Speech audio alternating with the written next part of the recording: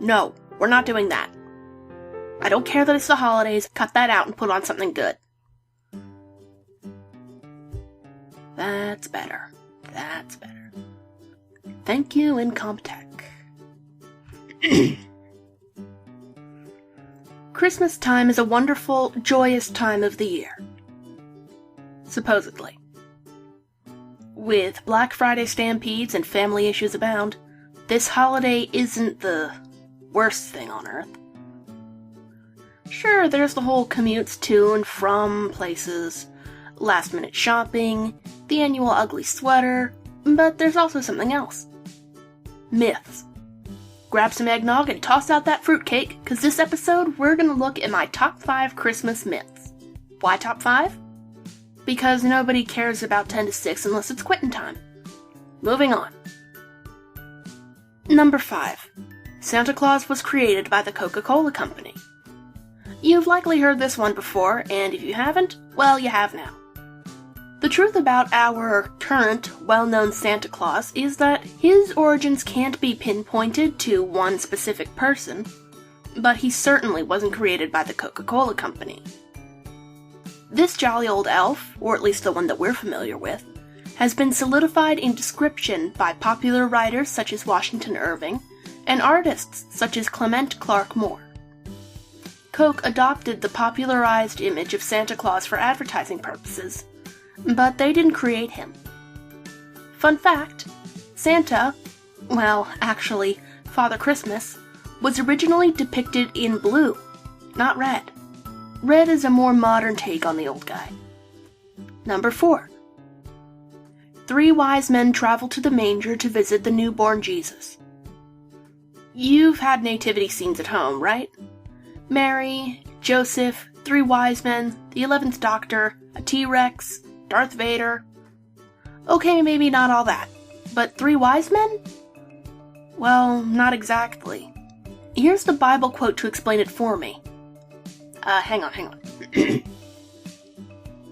Now when Jesus was born in Bethlehem of Judea, in the days of Herod the king, behold, there came wise men from the east to Jerusalem.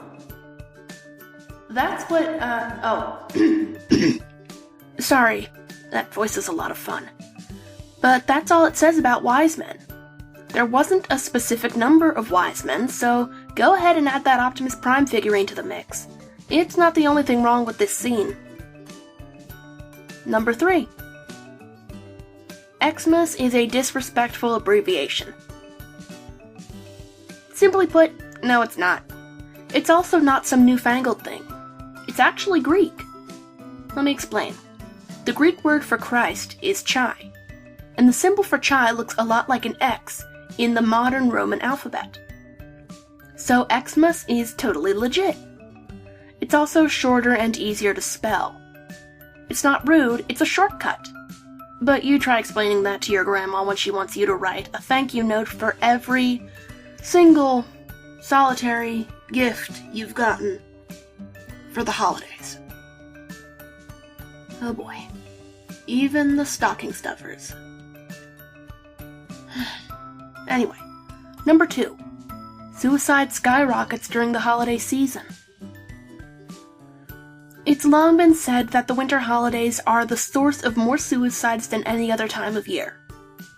But that's not so. That title goes to springtime. In fact, according to the Mayo Clinic, national suicide rates in December and January are either average or below average. While the holidays are stressful, filled with food and booze, the stress is typically balanced out by being around friends and family, which is actually a huge morale boost. It's going back to the way things are that causes issues, not the holiday itself. Number 1. Jingle Bells is a Christmas song. Newsflash! It ain't. Historically, there's still some gray areas that people like to argue about, but here's what we do know. The song was copyrighted under the title One Horse Open Sleigh in 1857 by James Pierpont, while he was living in Savannah, Georgia. It was renamed Jingle Bells when it was republished in 1859. Jingle Bells was written as an ode to Pierpont's Massachusetts snowy upbringing, as his time in Georgia was, of course, snowless, and he was homesick. But the song has no mentions of Christmas, the holidays, or even December. It was actually meant to be a song for Thanksgiving when it was penned. That's it for this Top 5. If you liked what you heard, like and share. It helps a lot. Seriously, send help. They're gonna cut my head off. Remember, 'tis the season to be jolly, and jolly usually means spiking the eggnog. Good night.